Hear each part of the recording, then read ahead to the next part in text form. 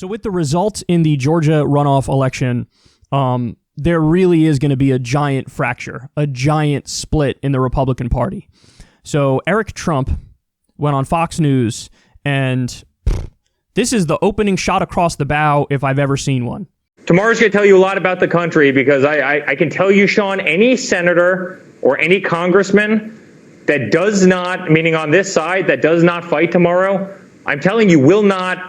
Their political career is over, because the MAGA movement is going nowhere. My father's created the greatest political movement in American history, and I'm telling you, they will get primaried the next time around, and they will lose if they don't stand up and show some backbone and show some conviction.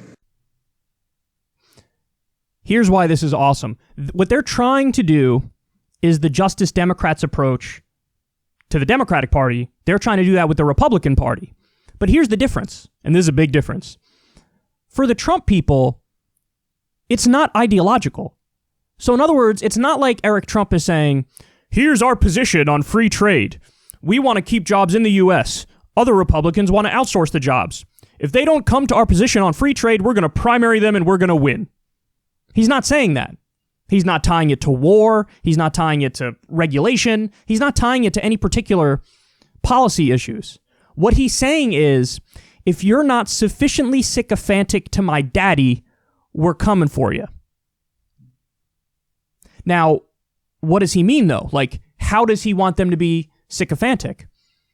He wants them to contest the election result. The election result that was counted and then recounted in a lot of the key states like Georgia, and then recounted again in a lot of the key states, and then certified by the Electoral College. And then now it's going through just the formal proceeding. This is not substantive in any way. The election's over, but it's going to be approved by Congress now. Again, it doesn't matter if they approve it or not. It's just tradition that they go through that. He wants Republican senators and Republican congressmen to object to the results of a Democratic election. Listen, they had their day in court, dog. You know this, I know this. They went to court, what is it, over 50 cases, over 60 cases, and they won one on some procedural nonsense. But over 99% of the cases, actually, I'm not good at math, maybe it's not 99%. They won all but one of the cases. The Biden side won all but one of the cases, and the one that they lost was irrelevant. It didn't change the outcome at all. So you had your day in court. So what are you asking for? What he's asking for is come out against the Democratic result or face our wrath. Face the wrath of the most hardcore 20% or 30% block of the country that makes up Trump's base that will abandon him never. I mean, it's a big ask. It's saying, hey, come out in favor of authoritarianism and against democracy, or we're coming for you. And guess what? The Republicans are terrified of this. They're terrified of it.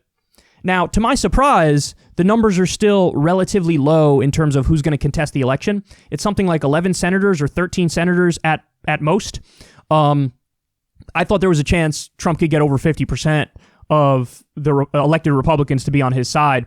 In the House, it'll be, I don't know what percentage is going to be in the House, but I suspect more in the House than in the Senate are going to contest this thing.